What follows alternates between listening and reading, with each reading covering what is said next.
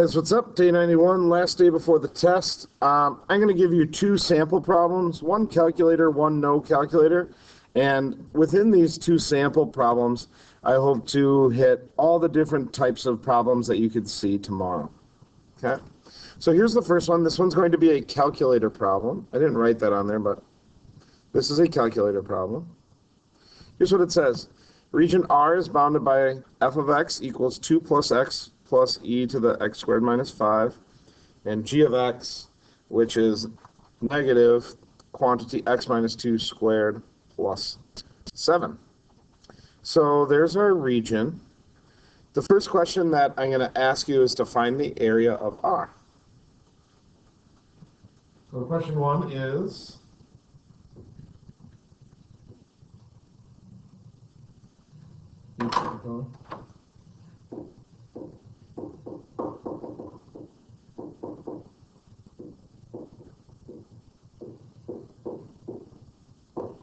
okay, so when you come across a problem like this that's a calculator problem, what we're going to want to do right away is graph those two functions into our calculator. Okay? And when I do this, I like to make a little note here. I'm going to note that f of x is going to be in my calculator as y1, g of x is going to be in my calculator as y2. I make that little note so when I set up my equations and I have to solve them, I quickly can remember which one is y1 and which one is y2, because getting those mixed up can cause your answer to be wrong. Okay, so I'm going to go ahead and do that. So I'll call it my calculator here.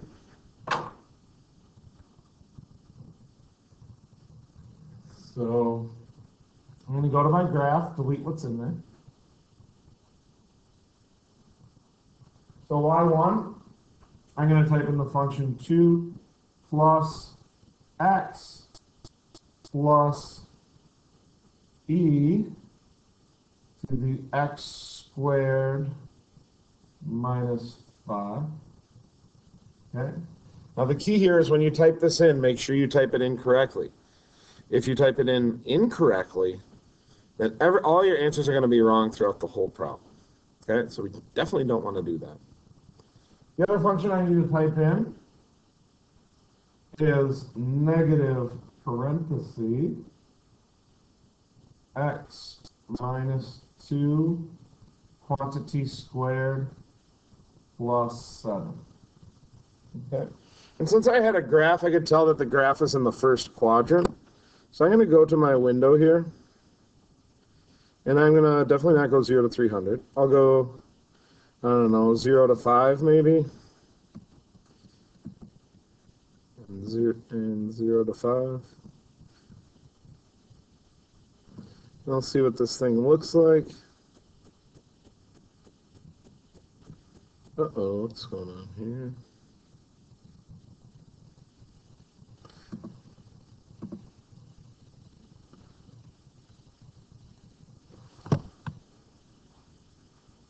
So, something is wrong with my function here.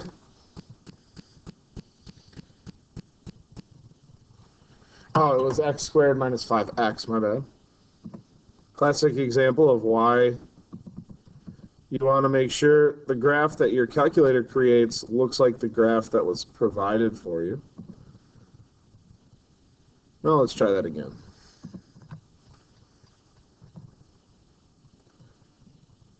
Okay, now this looks much more like the graph that was given, okay? Again, I can make my window a little bit better here. I'll maybe go negative 1 to 5 and negative 1 to 5.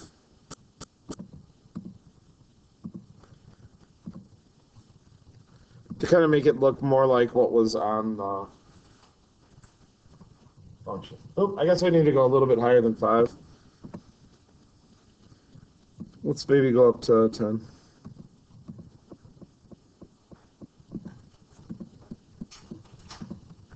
All right, whatever. This thing doesn't have to be perfect, but we get a general idea of what's going on. Okay, so there's our region. So I know that I need to do the integral from left to right of top function minus bottom function. So what I need to do right now is identify which one is the top function, which one is the bottom function.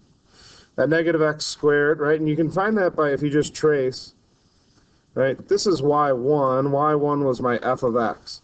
So right away, I'm going to go back to my picture, and I'm going to say that this bottom one was y1. So I'm going to write f of x down here, and I'm going to write g of x up here. Okay?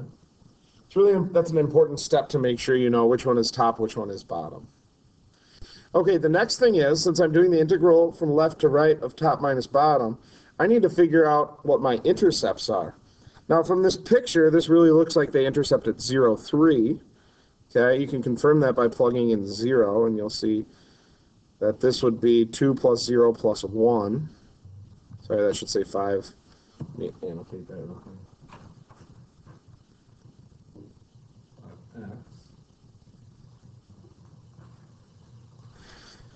And yeah, so it looks like 0, 3, but we can confirm that on our calculator. The other intersection that's going to be important is right out here.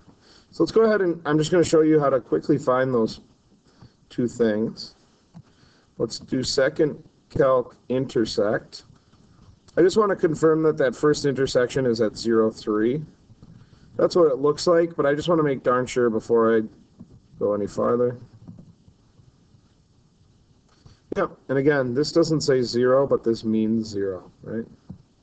E to the negative number, that means 0. So 0 is my left bound. Now I got to figure out what my right bound is.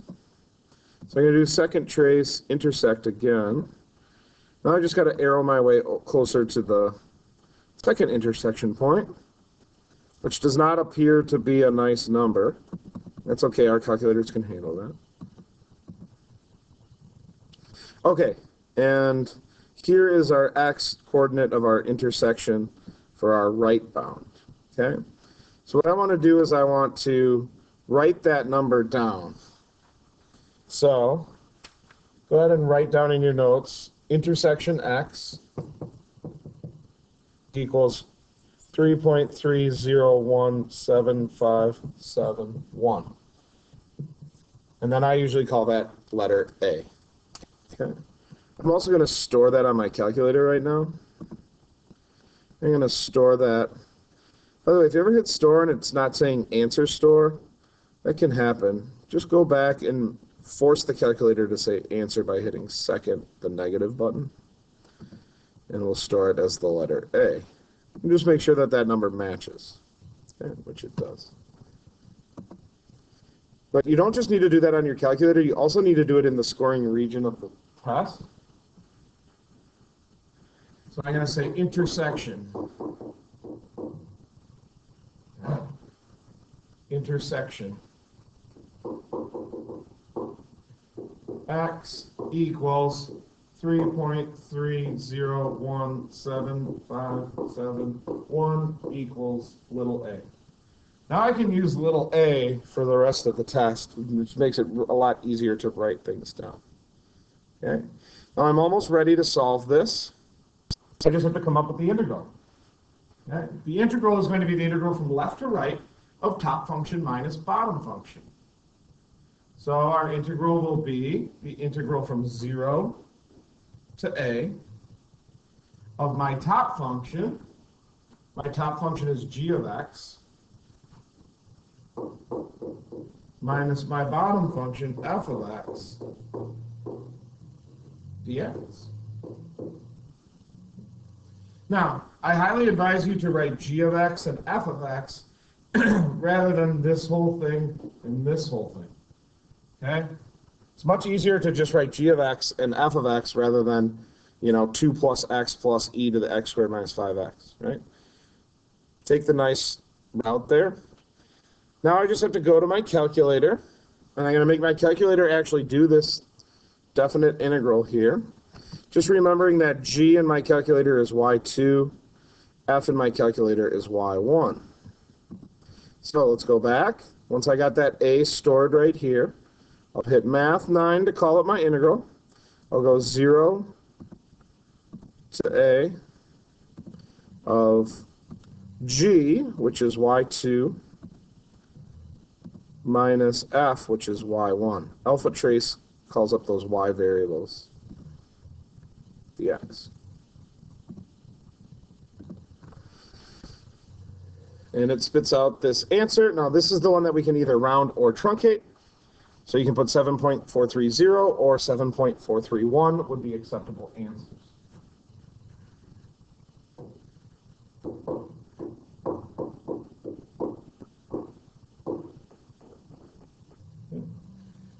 On keys, I always put both answers, but on your AP exam, you only have to just put one. Okay, so that's the area of R. But we had to do kind of a lot of work there. We had to find that intersection point. We had to identify which function was on top, which function was on bottom. But doing all that work is going to pay dividends because all the other questions will oftentimes use those things that we found anyways. All right, let's look at question B then.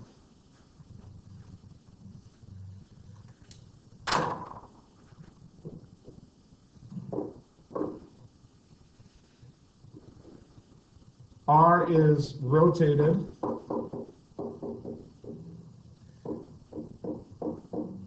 around the horizontal line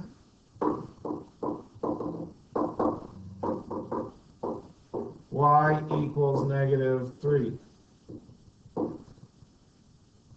Find the volume of the solid.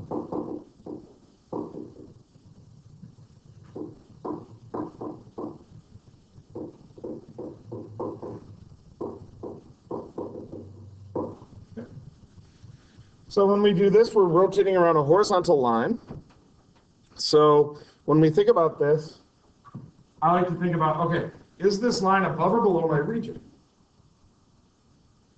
Well, the line y equals -3 is down here somewhere.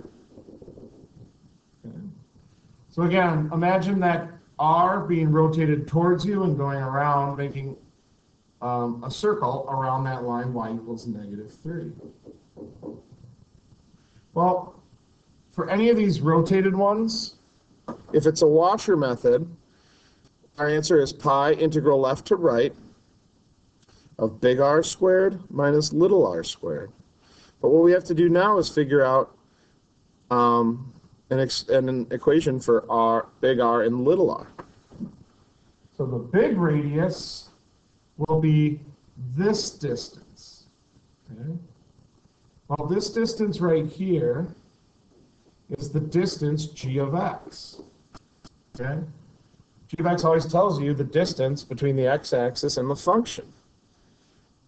But that's not it, right? If I was just rotating around the x-axis, my big R would be g of x. But I'm not going around the x-axis, I'm going around the line y equals -3. So I have to add in this distance. Well, this distance is constant. That distance is a distance 3. So this whole entire distance here is g of x plus 3. So what I like to do is write what my big radius is. My big radius is g of x plus 3. I know it's the big radius because that's going to be a bigger radius than this distance, which will be the distance, what? Well, that'll be f of x plus 3. So my top function here is going to tie to the big radius. My bottom function here is going to tie to the little radius, but both of them we have to add 3 to that. So my little radius is going to be f of x plus 3. Then all we have to do is set this thing up and solve. So my volume is going to be pi times the integral from left to right. Well, just like our area, that's 0 to a.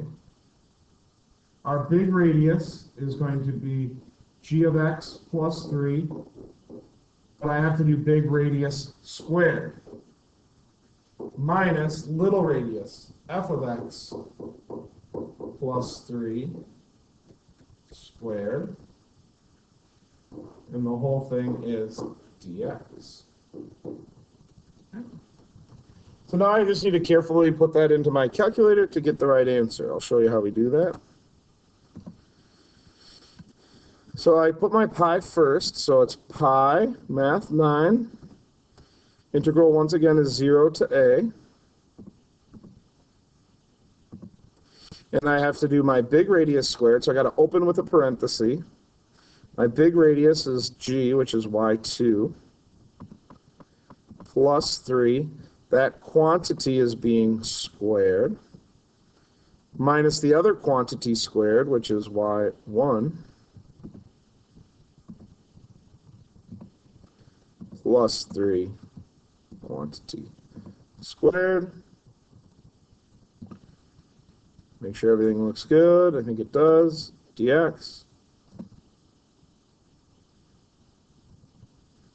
And I get 369.922. 369.922.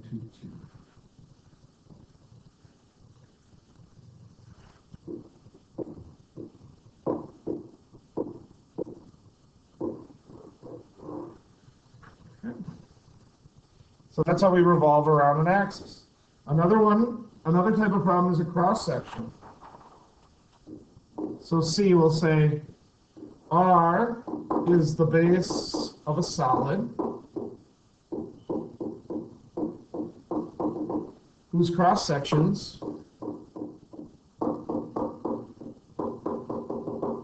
when I say cross-section, that X sections means cross-sections perpendicular to x-axis, that's a huge deal right there. Perpendicular to the x-axis are, let's make it a hard one, semicircles. Find the volume. Find the volume of that solid. Okay? Now, anytime we do these cross-section problems, if it's perpendicular to the x-axis, that's kind of the normal way that we're used to. It's the integral from left to right of the area of the shape dx. That will give us the volume. Okay? So I know my volume. Oops, I'll switch color. But what I know here is that the base that's perpendicular to the x-axis, and then we have semicircles. So what we have is in this region R, we have a semicircle popping out. Okay? Where that diameter of the semicircle is in the plane. So what I want to come up with is an area for a semicircle. Well, we know that formula.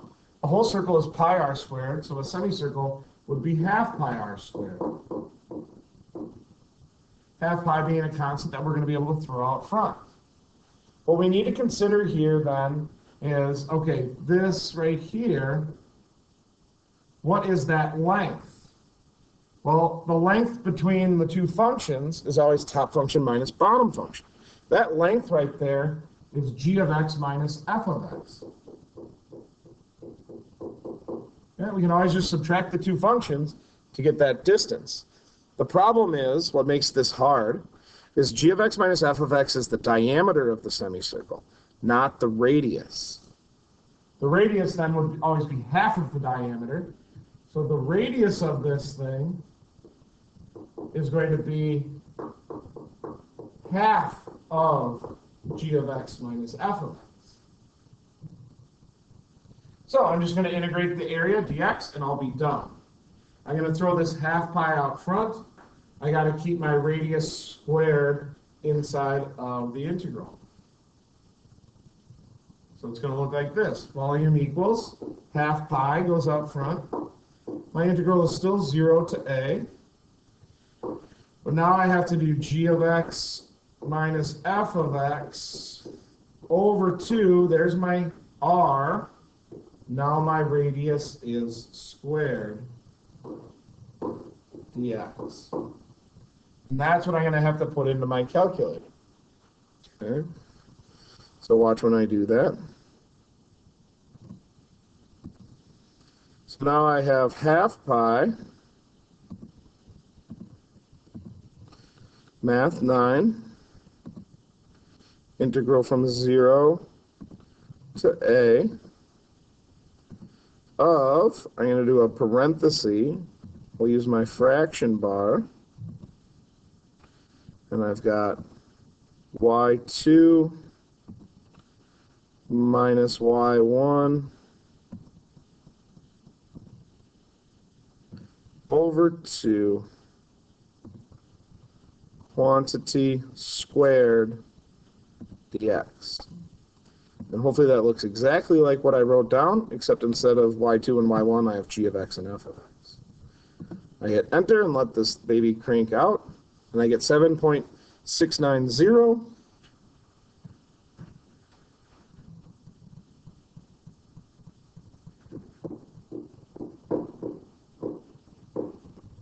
Please, for the love of God, write that 0. Okay? We need to write that 0. You cannot drop it. That is not rounded to 3 decimal places or truncated to 3 decimal places. Okay? All right.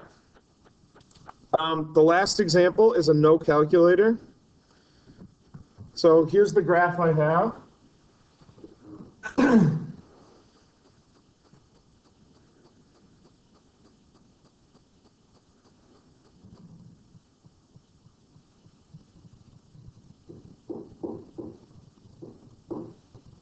Okay, so this is going to be region R here. So here's what I have. R is bounded. R is bounded by y equals 3 root x and y equals 3/2 x. Okay. First thing we want to do here is identify which one is which. Okay.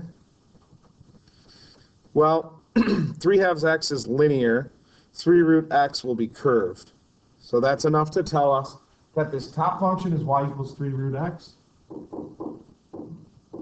This bottom function is y equals 3/2 x.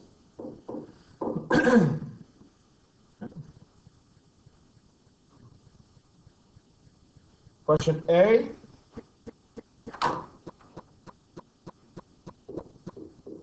Find area of R.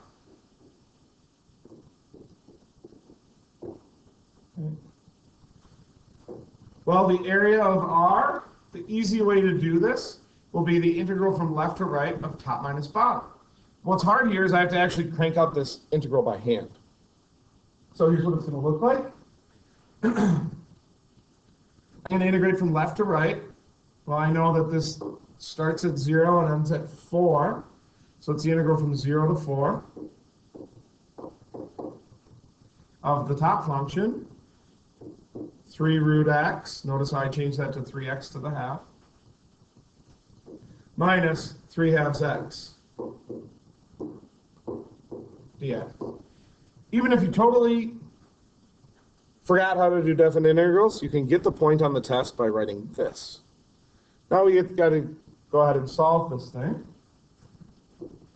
Well, we got to bump and divide. We got to do some antiderivatives here. The antiderivative of 3x to the half, that x is going to bump up to a power of 3/2, and now I have to divide by 3/2. Well, I think of that as 3 times the reciprocal. Well, when I multiply those, the 3's are going to cancel. I'm going to get 2x to the 3/2. And then the x to the first is going to bump up to x squared. And then I'm going to have 3/2 divided by 2. Well, 3/2 divided by 2 is the same as 3/2 times the reciprocal of 2. And I'll get 3/4. Okay, there's my antiderivative. Make sure you do your antiderivative. Sometimes people just start plugging numbers into the function we have. That doesn't do anything. You have to do the antiderivative here. Now I got to plug in 4, plug in 0, and subtract. Plugging in 0 is going to be super nice. So this is going to be 2 times 4 to the 3/2 minus 3/4 4 squared. That's plugging in 4. Plugging in 0. I know that 0 to the 3/2 and 0 squared are both 0, so I know that whole thing is going to be 0. Be careful with that, right? Functions like cos and e don't give 0 answers when you plug in 0. Okay, now I got to evaluate this thing. 4 to the 3/2. I'm going to do the square root of 4, which is 2, and cube it and get 8. 2 times 8 is 16. 4 squared is 16, so I have 3/4 times 16. This becomes a 1, this becomes a 4, and 3 times 4 is 12, so I have 16 minus 12, which equals 4. Okay.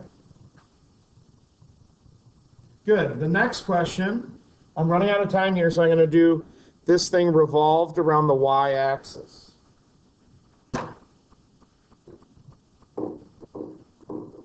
R is rotated around y-axis by volume. Okay, rotating around the y-axis is we have to change our thinking a little bit here. And if I'm rotating this thing around the y-axis, it's still going to create a washer, okay? But I'm stacking those washers up from bottom to top. So my integral will not be 0 to 4, it's going to be 0 to 6. My big radius is going to tie to the linear function right here, but I must solve this thing for x. To solve that function for x, I'd multiply by the reciprocal of 3/2, which is 2/3. So I got x equals 2/3 y. You have to do that move. To solve this one, I would divide by 3 and square. So I'm going to get x equals y over 3, that quantity squared. You can leave it like that. Or you can say, well, that's the same as y squared over 9. I'm going to use y squared over 9. You don't have to. You can use the quantity y over 3 squared. Okay? And those radii, since we're just around the y-axis, those radii will be my big R and my little r. So here's what I know. My big radius is the linear function, which is 2/3 y. My little radius is the root function, but in this case it's going to be a square function, y squared over 9. So my volume will be pi. Oh, by the way, this is just a write but do not evaluate. It will be pi integral 0 to 6 this time, right? Note that that's different. And I got to do big radius squared, so 2/3 y squared minus y squared over 9 squared.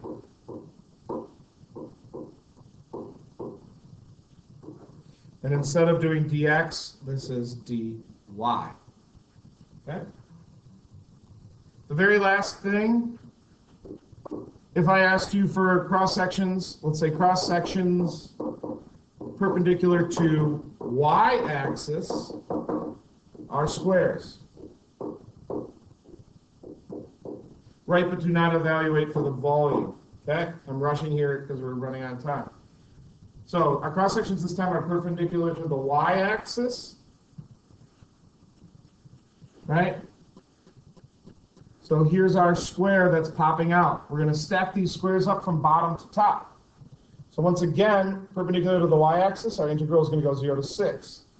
This distance right here is the distance 2/3, it's the distance 2/3 y, the right function, 2/3 y, minus the left function, which is y squared over 9. That gives me the base. I need to multiply by the height, which is the same thing. So I'm going to have to square the quantity 2/3 y minus y squared over 9. So my volume, setting this up without evaluating, is the integral from 0 to 6 of 2/3 y minus y squared over 9, quantity squared, dy. Area of the square times dy gives the volume. I'm stacking them up from bottom to top. That's it. Study hard, practice all those problems, and I'll see you tomorrow. 2 chains, bye.